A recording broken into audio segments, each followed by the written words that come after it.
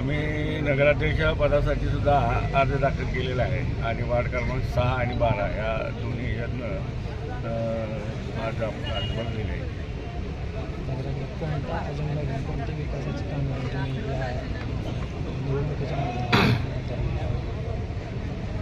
वास्तविक बघितलं तर कराड ग्रामीण ज्यावेळेला आपल्या इथं इन्क्लूड झाला त्यानंतर कराड ग्रामीणमध्ये जी कामाची व्हायला पाहिजे ती कामं झाली नाही आणि मध्यंतरी काळात ज्या काय रस्ते वगैरे ह्याची कामं जी झालेली आहे ती अजून 6 महिनेसुद्धा झाले नाही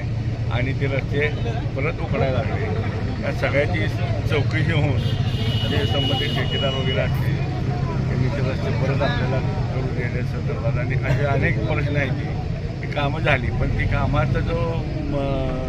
हे असायला पाहिजे की निदान वर्ष तरी टिकलं पाहिजे तसं न होता आज आपण बघतो की रस्ते प्रचंड प्रमाणात खड्डे वगैरे पडलेले आहेत, घनकचऱ्याचा विषय आहे आणि अनेक प्रश्न आहेत ती बाकी आता नगरपालिकेत गेल्यानंतर नागरिकांच्या काय जे काय तक्रारी येते त्या तक्रारींचं निवारण करण्याचा आम्ही प्रयत्न करू. कुठल्या पक्षातनं अर्ज दाखल केला कुठल्या पक्षाने? काँग्रेस पक्षाचा अर्ज भरलेला आहे. नगराध्यक्ष पदासाठी हां तिन्ही अर्ज भरलेले आहे ती नगराध्यक्ष पदासाठी आणि मी नगराध्यक्ष असताना जी भरपूर आम्ही जी माझ्या अध्यक्षतेखाली जी कामं केलेली आहे कराडची भाजी मंडईचं जी नवीन बांधली त्यात सुद्धा हे झालेलं आहे आणि आपल्या हिचा दवाखान्याचं जी वेस्ट जी आहे ना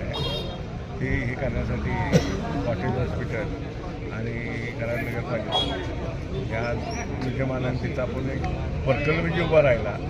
ती जवळजवळ माझ्या ह्याच्यातून तो प्रकल्प उभा राहिलेला आहे. आपले पवार डॉक्टर त्यावेळेला